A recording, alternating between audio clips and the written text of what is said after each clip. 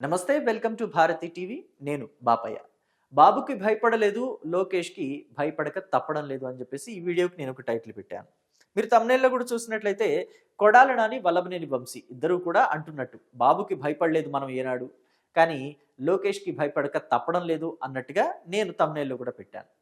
మనం జనరల్గా చూస్తే వీళ్ళిద్దరూ తెలుగుదేశం పార్టీ నుంచే కెరియర్ స్టార్ట్ చేశారు. కొడాలి నాని, వల్లభనేని వంశీ ఇద్దరు కూడా తెలుగుదేశం పార్టీలో సాధారణ కార్యకర్తలుగా ఎంటర్ అయ్యి ఆ తర్వాత అంచెలంచెలుగా ఎదుగుతూ ఎవరో ఒకళ్ళ రికమెండేషన్ తోటి, అంటే కొడాలి నాని చూస్తే హరికృష్ణ రికమెండేషన్ తోటి తెలుగుదేశం పార్టీలో టికెట్ తెచ్చుకుని ఎమ్మెల్యేగా పోటీ చేసి గెలిచి 2004, 2009 ఎన్నికల్లో ఎమ్మెల్యేగా పోటీ చేసి గెలిచినట్టుగా, అలాగే వల్లభనేని వంశీ కూడా ఎవరో ఒకళ్ళ రికమెండేషన్ తోటే తెలుగుదేశం పార్టీలో టికెట్ తెచ్చుకున్నారు, పోటీ చేశారు, గెలిచారు. అయితే వాళ్ళు తెలుగుదేశం పార్టీలో ఉన్నప్పుడు ఎప్పుడూ కూడా ప్రత్యర్థి పార్టీల మీద ఆ స్థాయిలో నోరు పడేసుకోలేదు, బూతులు తిట్టలేదు. కానీ వీళ్ళు పార్టీ మారిన తర్వాత మాత్రం కొడాలి నాని 2009 తర్వాత, అంటే 2009లో తెలుగుదేశం పార్టీ టికెట్ తీసుకుని ఆ పార్టీ గుర్తు మీదే గుడివాడ నియోజకవర్గంలో ఎమ్మెల్యేగా పోటీ చేసి గెలిచిన కొడాలి నాని ఆ తర్వాత జగన్మోహన్ రెడ్డి గూటికి చేరారు, వైసీపీ గూటికి చేరారు. 2014లో వైఎస్ఆర్ కాంగ్రెస్ పార్టీ నుంచి గుడివాడ నియోజకవర్గంలో పోటీ చేసి గెలిచి అసలు తెలుగుదేశం పార్టీ అధినేత నారా చంద్రబాబు నాయుడు మీద ఎలా నోరు పడేసుకున్నారు అనేది ప్రత్యేకంగా చెప్పనక్కర్లేదు. అసెంబ్లీ సాక్షిగా చంద్రబాబు నాయుడు మీద నోరు పడేసుకున్నారు కొడాలి నాని. ఇక ఆ తర్వాత 2019కి అయితే చెప్పాల్సిన అవసరం లేదు. ఈ స్థాయిలో కొడాలి నాని చంద్రబాబు నాయుడు మీద నోరు పడేసుకోవడంతో జగన్మోహన్ రెడ్డికి కొడాలి నాని బాగా నచ్చేశాడు. నాని ఆ స్థాయిలో మెప్పించడంతో మంత్రి పదవి కూడా దక్కింది కొడాలి నానికి. ఇక నేనే మంత్రిని, నన్ను ఎవరు ఏం చేయలేరు, నాకు ఎదురు లేదు అని అనుకున్నాడో ఏమో కొడాలి నాని, మంత్రి హోదాలో ఉండి చంద్రబాబు నాయుడిని ఎన్ని బూతులు తిట్టాలి ఏంటి అనేది అసలు లెక్క లేకుండా తిట్టాడు. అసలు ఇంగితం కూడా లేకుండా, వయస్సు అనే తారతమ్యం కూడా లేకుండా ఎలా మాట్లాడాలో అలా మాట్లాడేశాడు, చండాలంగా మాట్లాడేశాడు కొడాలి నాని. అయితే వల్లభనేని వంశీ విషయానికి వస్తే, వల్లభనేని వంశీ 2009లో తెలుగుదేశం పార్టీ గుర్తు మీద విజయవాడ ఎంపీగా పోటీ చేసి ఓడిపోయారు.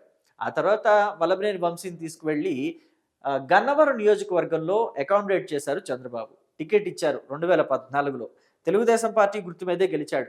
ఆ తర్వాత 2019లో కూడా గన్నవరం ఎమ్మెల్యేగా టికెట్ ఇస్తే మళ్ళీ గెలిచాడు. కానీ 2019లో ఎలాగైతే కొడాలి నాని ఒకప్పుడు 2009లో తెలుగుదేశం పార్టీ టికెట్ మీద గెలిచి వైసీపీ గూటికి వెళ్ళాడో, అలాగే వల్లభనేని వంశీ కూడా సేమ్ కొడాలి నానినే ఫాలో అయిపోయి వైసీపీలోకి వెళ్ళారు 2019 తర్వాత. 2019లో తెలుగుదేశం పార్టీ గుర్తు మీద గెలిచి ఆ తర్వాత వైసీపీలోకి వెళ్ళిపోయారు. అయితే ఇక్కడ చిత్రం ఏంటో తెలుసా, వల్లభనేని వంశీ ఎప్పుడు కూడా జగన్మోహన్ రెడ్డి సమక్షంలో కండవా కప్పేసుకుని ఇవాళ నుంచి నేను వైసీపీ అని చెప్పలేదు. కూర్చోవడమేమో అసెంబ్లీలో తెలుగుదేశం పార్టీ ఎమ్మెల్యేలు వెనకాల ఎక్కడో వైసీపీ వాళ్ళకి దగ్గరగా, తెలుగుదేశం పార్టీ ఎమ్మెల్యేలకి దూరంగా కూర్చునేవాడు. బయట మాత్రం జగన్మోహన్ రెడ్డికి జై కొట్టేవాడు, చంద్రబాబు నాయుడిని చీ కొట్టేవాడు, నానా చిత్కారాలతోటి తిట్టేవాడు. సో ఇది వీళ్ళిద్దరికీ పనిగా పెట్టుకున్నారు.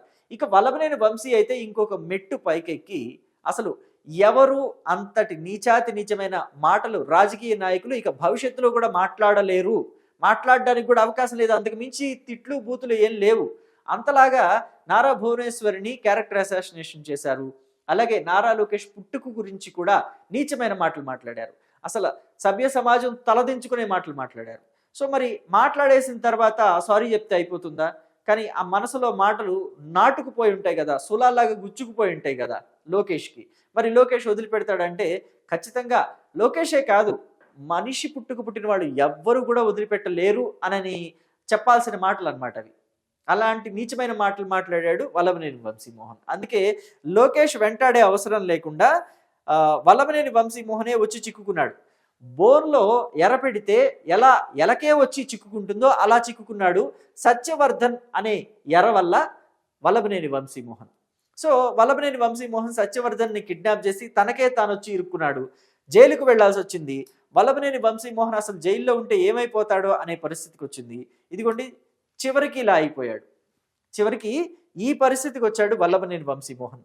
ఎలా ఉండే వల్లభనేని ఎలా అయిపోయాడు చూడండి. ఇదిగోండి కొత్త 100 రూపాయల నోట్లాగా తళతళలాడుతూ ఉండాల్సిన వల్లభనేని వంశీమోహన్ ఇలా అయిపోయాడు. నలిగిపోయిన పాత 10 రూపాయల నోట్లాగా నలిగిపోయి ఇలా అయిపోయాడు. సో మొత్తమే చూస్తే వల్లభనేని వంశీమోహన్కి అయితే లోకేష్ దగ్గరుండి ట్రీట్మెంట్ ఇవ్వాల్సి వచ్చిందా అనే స్థాయికి అయితే వల్లభనేని వంశీమోహన్ది. కానీ కొడాలి నాని పరిస్థితి వేరు. ఒకప్పుడు జల్సారాయుళ్లాగా ఉండేవాడు కొడాలి. ఎప్పుడు ఎడ్ల పందాలని కోళ్ల పందాలని చెప్పేసి ఎంజాయ్ చేస్తూ ఉండేవాడు. కానీ కాలం కర్మం కలిసి రాకపోతే తాడే పామై కరుసుద్ది అని అంటారు కదా, అలా అయిపోయింది కొడాలి నాని పరిస్థితి. ఆయన్ని ఎవరు ఏం చేయక్కర్లేదు, దేవుడే ఆయనకి శిక్ష వేశాడు, కాలమే ఆయనకి శిక్ష వేసింది అని చెప్పేసి తెలుగుదేశం పార్టీ వాళ్ళు అంటున్నారు. ఇదిగోండి ఎలా ఉండే కొడాలి నాని ఎలా అయిపోయాడో చూడండి. పేషెంట్ లాగా అయిపోయాడు. పేషెంట్ లాగా అటువంటి పేషెంటే అయ్యాడు. ఆరోగ్య సమస్యలు అన్నీ కూడా వెంటాడినాయి. ఒకప్పుడు వీళ్ళని అంటే వెనిగండ్ల రాముని యార్లగడ్డ వెంకట్రావుని ఉద్దేశించి కొడాలి నాని అన్న మాటలేంటో తెలుసా? వీళ్ళిద్దరూ ఎన్ఆర్ఐలే. వెనిగండ్ల రాము గుడివాడ నియోజకవర్గంలో 2024 ఎన్నికల్లో కొడాలి నాని మీద పోటీ చేసిన వ్యక్తి. ఈయన యార్లగడ్డ వెంకట్రావు 2019, 2024 ఎన్నికలలో వల్లభనేని వంశీమోహన్ మీద పోటీ చేసిన ప్రత్యర్థి, వల్లభనేనికి ప్రత్యర్థి, రాజకీయ ప్రత్యర్థి. సో వీళ్ళిద్దరూ ఎన్ఆర్ఐలే. కాబట్టి 2024 ఎన్నికల్లో కొడాలి నాని ఏమన్నాడంటే, వచ్చిన ఎన్ఆర్ఐలు కౌంటింగ్ రోజు మధ్యాహ్నం నుంచే పారిపోతారు. గన్నవరం నియోజకవర్గంలోనే కదా ఇంటర్నేషనల్ ఎయిర్పోర్ట్ కూడా ఉంది. ఇక్కడి నుంచే ఫారిన్కి ఫ్లైట్లు బుక్ చేసుకుంటారు. డైరెక్ట్ ఫ్లైట్లు కొన్ని ఉన్నాయి కాబట్టి మధ్యాహ్నం ఇక్కడే భోంచేసేసి, ఏది కౌంటింగ్ అయిపోయేలోపు మధ్యాహ్నం ఇక్కడే భోంచేసేసి ఇక్కడి నుంచి ఇటే పారిపోతారు, వాళ్ళు నియోజకవర్గంలో కూడా రారు అని చెప్పేశారు. కానీ ఎవరు కౌంటింగ్ మధ్యలోంచి లేచి వెళ్ళిపోవాల్సి వచ్చింది? కొడాలి నాని, వల్లభనేని వంశీయే కదా కౌంటింగ్ మధ్యలో నుంచి వెళ్ళిపోవాల్సి వచ్చింది. కౌంటింగ్ మొత్తం అయిపోయిన దాకా ఉండి, మొత్తం అంతా అయిపోయే వరకు ఉండి సంబరాలు చేసుకుంది ఎవరు? వెనిగండ్ల రాము, యార్లగడ్డ వెంకట్రావే కదా. అసలు గుడివాడ, గన్నవరం నియోజకవర్గాలు తెలుగుదేశం పార్టీకి కంచుకోటలు. గన్నవరంలో ఒక్కసారి కూడా వైసీపీ గెలవలేదు, కానీ గుడివాడలో ఎప్పుడూ తెలుగుదేశం పార్టీ గెలుస్తూనే ఉండేది. అలాంటిది గుడివాడ నియోజకవర్గంలో ఏం చేశాడు కొడాలి నానికి 2019, 2014 ఈ 2 టర్ముల్లో కూడా వైసీపీ టికెట్ ఇస్తే గుడివాడ నియోజకవర్గంలో వైసీపీ జెండాని ఎలాగోలా ఎగరేశాడు కొడాలి నాని. ఇక్కడ గన్నవరం నియోజకవర్గం మాత్రం ప్రత్యేకంగా చెప్పుకోవాలి. ఎందుకంటే ఇక్కడ 2009, 2014, 2024 అలాగే 2019 ఎప్పుడు కూడా తెలుగుదేశం పార్టీ జెండానే ఎగురుతూ ఉంది. 2019లో ఇక్కడ గెలిచిన వల్లభనేని వంశీ 2019 ఎన్నికల తర్వాత టీడీపీ టికెట్ మీద గెలిచినప్పటికీ, టీడీపీ గుర్తు మీద గెలిచినప్పటికీ ఆ తర్వాత ఏం చేశాడంటే వైసీపీలో జాయిన్ అయ్యాడు. దానివల్ల కొన్నాళ్ల పాటు అనధికారికంగా గన్నవరం నియోజకవర్గంలో వైసీపీ జెండా రెపరెపలాడింది. అయితే అది తాత్కాలికమే అయ్యింది. 2024 ఎన్నికల్లో ఏమైంది? యార్లగడ్డ వెంకట్రావు గన్నవరం నియోజకవర్గంలో పోటీ చేస్తే ఘన విజయం సాధించాడు. చాలా పెద్ద మెజారిటీ వచ్చింది. ఎప్పుడు వల్లభనేని వంశీమోహన్ 2 సార్లు వరుసగా గెలిచినప్పటికీ కూడా ఆ స్థాయిలో మెజారిటీ ఎప్పుడూ చూడలేకపోయాడు తను. కానీ తన మీద పోటీ చేసిన యార్లగడ్డ వెంకట్రావుకు మాత్రం గన్నవరం నియోజకవర్గంలో భారీ స్థాయిలో మెజారిటీ వచ్చింది. కల్లో కూడా రాదేమో వల్లభనేని వంశీకి ఆ స్థాయి మెజారిటీ అని చెప్పేసి పూర్తిగా తేటతెల్లమైపోయింది. ఇక చూసుకుంటే గన్నవరం, గుడివాడ నియోజకవర్గాలు 2 కూడా ఇప్పుడు వైసీపీకి చాలా దూరంగా జరిగిపోయాయి. అసలు ఇక గన్నవరం, గుడివాడ నియోజకవర్గాల్లో వైసీపీ జెండా ఎగరటం కష్టమేనా, అది కల్లో మాటేనా అనే పరిస్థితులు ఏర్పడ్డాయి. జగన్మోహన్ రెడ్డి కూడా పిలిచి మీరు యాక్టివ్ అవుతారా లేదా, ఎప్పటికి అవుతారో అని చెప్పేసి అడిగినప్పటికీ కూడా యాక్టివ్ కాలేని పరిస్థితి. ఎందుకని అంటే ఇదిగోండి లోకేష్, ఒకప్పుడు చబ్బీగా ఉండేవాడు లోకేష్. ఆ లోకేష్ని ఎంత ఎగతాళి చేశారు. అలా లావుగా ఉండి కాస్త తెలుగు రాకపోవటం వల్ల నత్తిగానో లేకపోతే పదాలు తప్పుగా పలకటమో మాట్లాడేవాడు లోకేష్. దాన్ని ఎంత అవహేళన చేశారు. కానీ లోకేష్ వాటన్నిటినీ కూడా పట్టుదలతోటి స్వీకరించాడు. పట్టుదలతోటి అంటే నిప్పు కణికలాగా మారితే ఎలా ఉంటారు? ఇదిగోండి ఇలా ఉంటారు. పప్పు అన్నవాడు నిప్పు కణికలాగా మారాడు. పప్పు సుద్దా అని పిలిపించుకున్నవాడే నిప్పు కణికలాగా మారి ప్రజల మధ్యలోకి వెళ్ళాడు. 2023 ఎన్నికల్లో 2024 ఎన్నికలకి ముందు 2023లో యువగళం పాదయాత్ర పేరుతోటి లోకేష్ ప్రజల మధ్యలోకి వెళితే ఎంతటి ఆదరణ లభించింది అనేది మనం కళ్ళారా చూసాం. ఇక తెలుగుదేశం పార్టీ ఏనాడు గెలవని మంగళగిరి నియోజకవర్గాన్ని ఒకప్పుడు మందళగిరి అని పలికాడు అని చెప్పేసి, తప్పుగా పలికాడు అని చెప్పేసి మందబుద్ధిని కొడుకును కన్నాడు చంద్రబాబు నాయుడు అని రోజా లాంటి వాళ్ళు ఎగతాళి చేశారు కదా. అదే లోకేష్ మంగళగిరి నియోజకవర్గంలో 90,000 పైచిలుకు ఓట్లతోటి భారీ విజయాన్ని సాధించారు. ఇక మంగళగిరి నియోజకవర్గంలో ఎప్పుడు వైసీపీ ఆ స్థాయిలో విజయాన్ని సాధించలేదు, అది కల్లో మాటే అనే విధంగా ఒక విక్టరీ, అది భారీ స్థాయి విక్టరీని లోకేష్ క్రియేట్ చేసుకున్నాడు. లోకేష్ ఇలా గెలిచాడో లేదో వైసీపీలో వల్లభనేని వంశీమోహన్కి, కొడాలి నానికి వెన్నులో వణుకు మొదలైంది. ఎప్పుడు మనల్ని టార్గెట్ చేస్తాడా అని చెప్పేసి భయపడుతూనే ఉన్నారు. అరెస్ట్ అయ్యారు. బయటకు వచ్చిన తర్వాత కూడా ఆ అరెస్టులన్నీ అయిపోయినాయి, బయటకు వచ్చారు. కేసులు ఇంకా నడుస్తున్నప్పటికీ కూడా జైల్లో అయితే లేరు కదా. మరి గతంలో ఎలా అయితే తెలుగుదేశం పార్టీ అధినేత నారా చంద్రబాబు నాయుడిని తిట్టారో అప్పుడు చంద్రబాబు నాయుడు ఊరుకుని ఉండొచ్చు, కానీ ఇప్పుడు లోకేష్ జమానా నడుస్తుంది. లోకేష్ ఊరుకోడు, తాట తీస్తాడు అనే భయం వల్లభనేని వంశీలో అలాగే కొడాలి నానిలో ఇద్దరిలోనూ ఉంది అని చెప్పేసి తెలుగుదేశం పార్టీ కార్యకర్తలంతా కూడా మాట్లాడుతున్నారు. అందుకనే నాని, వంశీ ఇద్దరు కూడా నోరు మెదపడం లేదు ఈ మధ్యకాలంలో అని చెప్పేసి కూడా అంటున్నారు. వల్లభనేని, కొడాలి ఇద్దరు కూడా అసలు నియోజకవర్గాల్లోనే అందుబాటులో ఉండటం లేదు అని చెప్పేసి అంటున్నారు. గన్నవరం నియోజకవర్గంలో జెండా ఎగరాలి వైసీపీ జెండా అంటే అభ్యర్థిని మార్చక తప్పదు అనే స్థాయికి జగన్మోహన్ రెడ్డి వచ్చేశారు. అందుకే వంశీకి బదులు ఆయన భార్య పంకజశ్రీకి టికెట్ ఇద్దామా, ఇన్ఛార్జిగా పెడదామా, లేకపోతే ఇంకెవరినైనా కొత్త వాళ్ళని తీసుకొద్దామనే ఆలోచనలో ఉన్నాడట.